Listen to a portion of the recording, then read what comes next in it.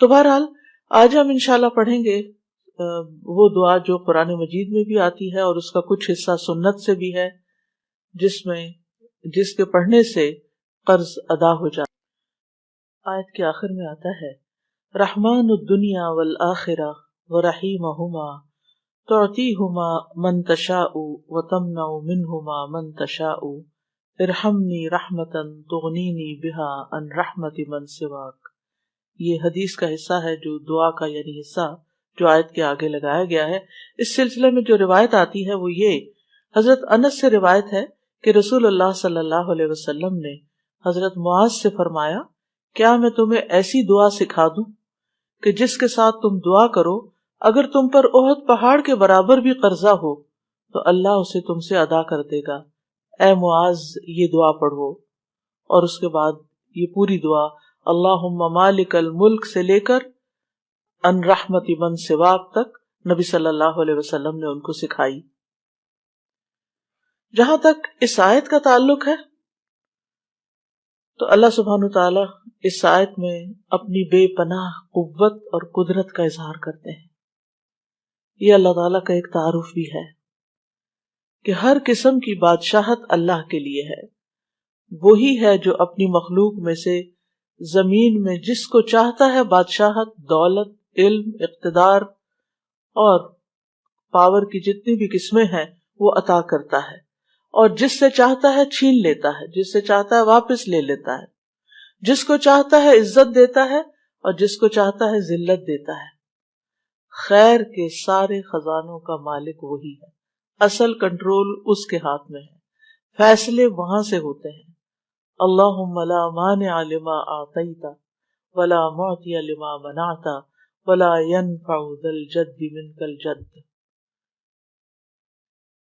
کوئی روک نہیں سکتا جسے اللہ عطا کرے، اور کوئی دے نہیں سکتا جس کو اللہ نہ دے، جس سے اللہ روک دے۔ اس لیے اللہ سبحانہ تعالیٰ سے انسان کو خیر اور بھلائی کا سوال کرتے رہنا چاہیے، اور اگر انسان قرض جیسی مصیبت میں پھنس گیا ہے تو اللہ تعالیٰ کی ان صفات کا واسطہ دے کر، ان کو وسیلہ بنا کر اللہ تعالیٰ سے دعا کرنی چاہیے۔ اس آیت کا شان نزول کچھ یوں ہے، ابن عباس کہتے ہیں اور انس بن مالک بھی دونوں روایت کرتے ہیں کہ جب رسول اللہ صلی اللہ علیہ وسلم نے مکہ فتح کیا اور اپنی امت سے فارس اور روم کی بادشاہت کے فتح ہونے کا وعدہ کیا تو منافق اور یہود کہنے لگے کہ ناممکن ہے، ناممکن ہے، پاسبل ہی نہیں، یہ تو بہت دور کی بات ہے۔ یعنی مکہ ابھی فتح ہوا ہے اور خوشخبری دی جا رہی ہے کہ روم اور فارس فتح ہو جائیں گے۔ محمد کیسے فارس اور روم کی بادشاہت کر سکتے ہیں؟ فارس اور روم والے تو ان سے بہت زیادہ طاقتور ہیں، بہت مضبوط ہیں۔ کیا محمد صلی اللہ علیہ وسلم کے لیے مکہ اور مدینہ کافی نہیں، یہاں تک کہ وہ فارس اور روم کی بادشاہت کی توقع لگا رہے ہیں؟ اس پر اللہ سبحانہ تعالیٰ نے یہ آیت نازل فرمائی کہ یہ تو اللہ کے فیصلے ہیں، جس کو چاہے بادشاہت عطا کرے اور جس سے چاہے وہ چھین لے۔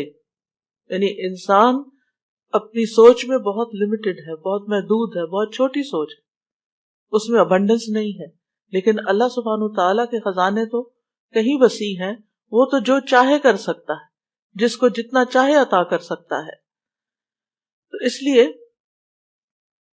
جب بھی انسان کے دل پر کوئی ایسی گھبراہٹ چھانے لگے، چاہے مال سے متعلق ہو، چاہے کسی اور انسان کے مسئلے سے متعلق ہو، تو اس وقت انسان اللہ تعالیٰ کی ان صفات کا واسطہ دے کر دعا کرے، یعنی اپنے رب کی تعظیم کرتے ہوئے، اپنے رب کی بڑائی کا اظہار کرتے ہوئے، اس کا شکر ادا کرتے ہوئے، اس پر توکل کرتے ہوئے، اس سے تضرع اور عاجزی کرتے ہوئے اللہ تعالیٰ کی بارگاہ میں یوں پکارے اس کو، اے اللہ، اے بادشاہت کے مالک، قل اللہم مالک الملک، کہہ دیجئے اے اللہ جو مالک ہے ملک کا، یعنی ساری بادشاہت کا تو مالک ہے۔ مراد اس سے کیا ہے؟ نمبر 1، دنیا اور آخرت کے جتنے بھی معاملات ہیں وہ سب تیرے کنٹرول میں ہیں۔ دوسری بات یہ ہے کہ بندوں کا بھی مالک ہے، اور جو بندوں کے ہاتھ میں ہے، جو بندوں کی پوزیشن میں، اس کا بھی تو مالک ہے، مالک الملک۔ اور پھر اسی طرح بندوں کو کوئی بھی چیز دینے کا اختیار تیرے پاس ہے، چاہے وہ مال و دولت ہو، چاہے وہ نبوت ہو. کیونکہ لوگوں کو اس پر بھی اعتراض ہوتا تھا نا کہ محمد صلی اللہ علیہ وسلم کو کیوں نبی بنا دیا گیا، بلکہ ہر نبی کے بارے میں اس کی قوم کو اعتراض رہا. تو یہ بھی اللہ تعالیٰ کی اپنی تقسیم ہے، اللہ کی دین ہے. جس کو چاہے نبوت عطا کرے، جس کو چاہے مال دے، جس کو چاہے علم دے، جس کو چاہے بادشاہت دے، جس کو چاہے کوئی اقتدار دے، اور اسی طرح ان کو ریورس بھی کرنے پر پوری طرح قادر ہے. کوئی بھی اس پر اعتراض نہیں کر سکتا، کیونکہ حقیقی مالک اللہ ہے. فتعال اللہ الملک الحق لا الہ الا ہوا رب العرش الکریم. سورۃ المؤمنون میں آتا ہے، بس بہت بلند ہے اللہ جو سچا بادشاہ ہے، اس کے سوا کوئی معبود نہیں، عزت والے عرش کا رب ہے. زمین و آسمان کی ہر چیز کا مالک ہے، چھوٹی چیز ہو یا بڑی چیز ہو، چاہے آسمان پہ نظر آنے والے سورج اور چاند. آج صبح اگر چاند آپ نے دیکھا تو چاہے دن کو نکلا ہوا سورج ہو، رات کو نکلا ہوا چاند ہو، فل مون ہو، سارے کے سارے جو ہیں وہ رات ہو دن ہو، یہ اللہ تعالیٰ نے ان کو مسخر کر رکھا ہے. سب اس کے حکم کے مطابق چلتے ہیں اور اسی کے مطابق طلوع ہوتے ہیں اور غروب ہوتے ہیں. وہی ان کو بنانے والا ہے، وہی ان کو چلانے والا ہے، وہی ان کی رفتار مقرر کرنے والا ہے، وہی ان کے فائدے پہنچانے والا ہے، وہی ان کے نقصان سے بچانے والا ہے. یہ سب اللہ کے حکم سے ایک مقرر وقت تک کے لیے اپنے کام پر لگے ہوئے ہیں، چل رہے ہیں. اور پھر ذالکم اللہ ربکم لہ الملک، یہ ہے اللہ تمہارا رب جس کے لیے ساری بادشاہت ہے. اسی طرح سورۃ یاسین میں آتا ہے فسبحان الذی بیدہ ملکوت کل شیء والیہ ترجعون. پاک ہے وہ ذات جس کے ہاتھ میں ہر چیز کی حکومت ہے اور اسی طرح تم اس کی طرف لوٹائے جاؤ گے. زندگی اور موت کا مالک بھی وہی ہے. لہ ملک السماوات والارض یحیی ویمیت وہو علی کل شیء قدیر. آسمانوں اور زمین کی بادشاہت اسی کے لیے ہے، وہی زندہ کرتا ہے، وہی موت دیتا ہے، اور وہ ہر چیز پر پوری قدرت رکھتا ہے. یعنی اگر زندگی دینے پہ وہ اس فیصلہ کر لے زندگی دینے کا تو کوئی موت نہیں دے سکتا، اور اگر وہ اس نے زندگی ختم کرنے کا فیصلہ کر لیا تو دنیا بھر کے ڈاکٹرز بھی مل کر کسی کو موت کے منہ سے نہیں بچا سکتے. اس معاملے میں بھی پورا اختیار اللہ سبحانہ تعالیٰ ہی کا ہے. پھر رزق کا مالک بھی وہی ہے، ہمارے جسم کا مالک بھی وہی، آنکھ، کان، دل، دماغ، سب کچھ. اللہ تعالیٰ فرماتے ہیں قُلْ مَن يَرْزُقُكُم مِّنَ السَّمَاءِ وَالْأَرْضِ، ان سے پوچھئے کون ان کو رزق دیتا ہے آسمانوں اور زمین سے. أَمَّن يَمْلِكُ السَّمْعَ وَالْأَبْصَارَ، کون ہے جو سمع اور بصر کا مالک ہے، وہی مالک ہے. وَمَن يُخْرِجُ الْحَيَّ مِنَ الْمَيِّتِ وَيُخْرِجُ الْمَيِّتَ مِنَ الْحَيِّ وَمَن يُدَبِّرُ الْأَمْرَ فَسَيَقُولُونَ اللَّهُ فَقُلْ أَفَلَا تَتَّقُونَ. کون ہے جو زندہ کو مردہ سے اور مردہ کو زندہ سے نکالتا ہے؟ کون ہے جو تدبیر کرتا ہے سارے معاملات کی؟ وہ ضرور کہیں گے کہ اللہ. تو کہہ دیجئے کیا پھر تم ڈرتے نہیں ہو؟ یعنی جس رب کے اختیار میں یہ ساری چیزیں ہیں، ذرے سے لے کے پوری کائنات تک، عرش تک، ہر چیز کا مالک وہ ہے، تو پھر کیا فرض بنتا ہے کہ اس کی طرف رجوع کیا جائے، اس سے مانگا جائے اور اس کی عظمت کا احساس دل میں رکھا جائے، اسی کو سب سے بڑا سمجھا جائے. کیونکہ مشکل یہ ہے کہ ہم دنیا میں کسی کے پاس کچھ تھوڑا سا مال یا اختیار یا اقتدار یا کوئی اسکل یا ہنر یا علم، کوئی ڈگری، کوئی عہدہ دیکھ لیتے ہیں تو ہم اس سے توقعات لگا بیٹھتے ہیں کہ یہ ہمارے کام کر دے گا، جبکہ اصل اختیار کا مالک تو اللہ ہے. اس لیے ہر معاملے میں اس کو پکاریں. لوگ آپ کے ساتھ انصاف کریں تب بھی، لوگ آپ کے ساتھ ظلم کریں تب بھی اسی کی طرف رجوع کریں. اور نبی صلی اللہ علیہ وسلم نے فرمایا لا مالک الا اللہ عز وجل، اللہ عز وجل کے سوا کوئی مالک نہیں ہے. پھر یہ کہ اس کی ملکیت میں کوئی شریک بھی نہیں ہے، یعنی نہ صرف یہ کہ مالک ہے بلکہ کلی مالک ہے، کوئی اس کا شریک نہیں. الذی لہ ملک السماوات والارض وَلَمْ يَتَّخِذْ وَلَدًا وَلَمْ يَكُنْ لَهُ شَرِيكٌ فِي الْمُلْكِ، وہ ذات کے اسی کے لیے ہے آسمانوں اور زمین کی بادشاہت، اور اس نے نہ کوئی اولاد بنائی ہے اور نہ کبھی بادشاہت میں کوئی اس کا شریک رہا ہے۔ اللہ کے سوا کوئی بھی ایسا نہیں کہ جو کسی چیز کا حقیقی مالک ہو۔ یہ وقتی طور پر جو چیزیں ہماری ملکیت میں دے دی گئی ہیں، جن چیزوں کی کنجیاں ہمارے ہاتھ میں دے دی گئی ہیں، یہ صرف ٹیمپرریلی ہے۔ جب آپ اس دنیا میں نہیں ہوں گے تو اس میں سے کچھ بھی، کسی بھی چیز پر آپ کا اختیار نہیں ہوگا۔ جب تک آپ زندہ ہوتے ہیں آپ مثلاً خود کمانے والے ہوتے ہیں، اپنی اولاد پہ خرچ کر رہے ہوتے ہیں، آپ اپنی اولاد کو پاکٹ منی بھی دیتے ہیں تو آپ ان کو ساتھ انسٹرکشنز دیتے ہیں کہ یہ اس طرح اور اس طرح خرچ کرنا اور ان کاموں میں نہیں لگانا۔ لیکن آپ انسان کی وفات کے بعد جب اس کا مال تقسیم ہوتا ہے تو اس کی انسٹرکشن کہاں ہوتی ہے؟ کچھ بھی نہیں کہہ سکتے۔ پھر اولاد چاہے تو صدقہ کر دے، اولاد چاہے تو کسی غلط کام میں لگا دے، کچھ بھی کرے، پھر آپ کا تو کوئی اختیار نہیں۔ ہمارا اختیار ہمارے جسم پر، یعنی آنکھوں کانوں پر، یا ہماری اولاد پر کسی حد تک، یا ہمارے مال پر کسی حد تک، یہ صرف اور صرف چند دن کی بات ہے جو دنیا کا کچھ حصہ ہے، اور یہ بھی اصل میں اللہ نے دے رکھا ہے، اور اس میں بھی ہم پوری طرح کلی طور پر مالک نہیں ہوتے، یعنی اس میں بھی صرف اتنے کے مالک ہے جتنا اللہ کا اذن ہوتا ہے۔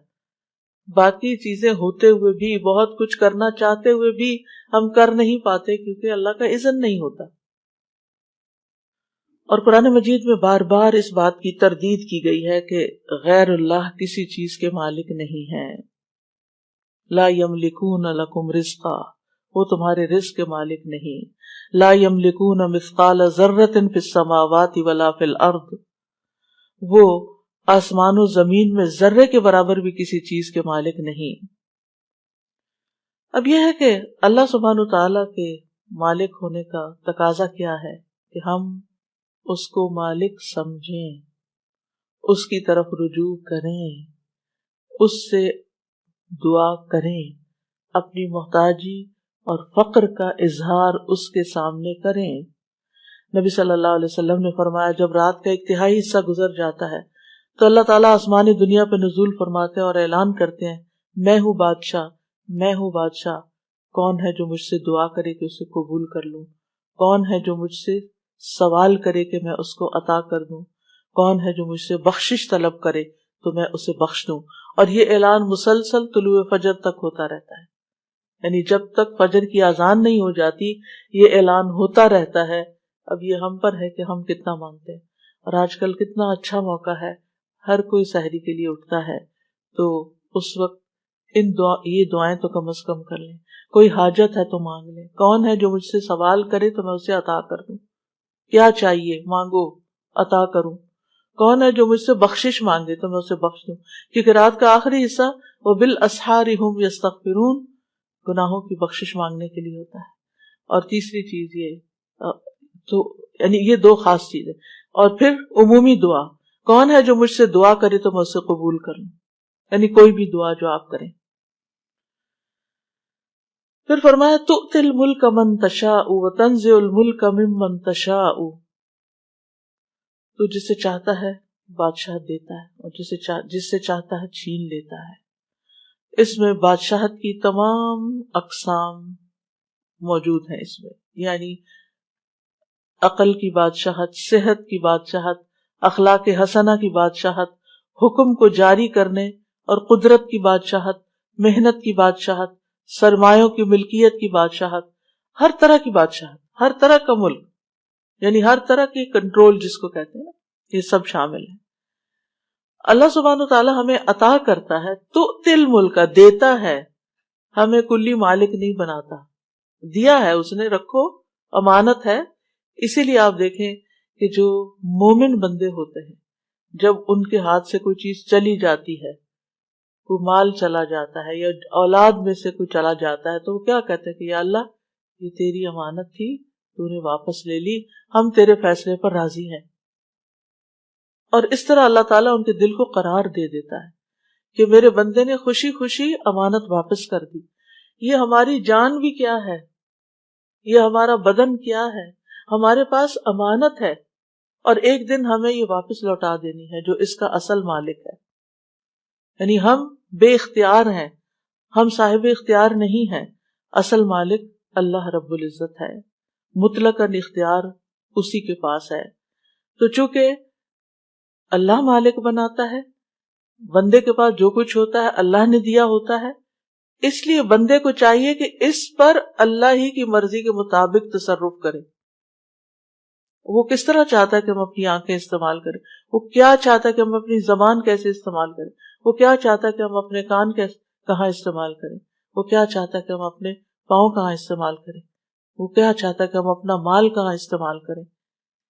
جتنی بھی چیزیں اللہ نے ہمارے اختیار میں دی ہیں، ان سب کے بارے میں ہمیں ضرور دیکھنا چاہیے کہ کیا وہ اللہ کی مرضی کے مطابق استعمال ہو رہی ہیں یا اللہ کی ناراضگی کے ساتھ استعمال ہو رہی ہیں.